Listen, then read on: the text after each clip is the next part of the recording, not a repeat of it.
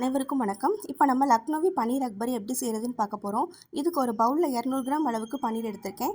இது கூட 1 டீஸ்பூன் இஞ்சி பூண்டு விழுது, 1/4 டீஸ்பூன் மஞ்சள் தூள், 2 டீஸ்பூன் மிளகாய் தூள், 1/2 டீஸ்பூன் அளவுக்கு சீரகத்தூள், 1 டீஸ்பூன் மிளகுத்தூள், 2 டீஸ்பூன் மல்லித்தூள், 1 கப் அளவுக்கு தயிர் சேர்த்துட்டு 1 டீஸ்பூன் உப்பு சேர்த்துக்கோங்க. சேர்த்துட்டு அதை நல்லா மிக்ஸ் பண்ணிவிட்டு 1 மணி நேரத்துக்கு ஃப்ரிட்ஜில் எடுத்து வச்சுடுங்க.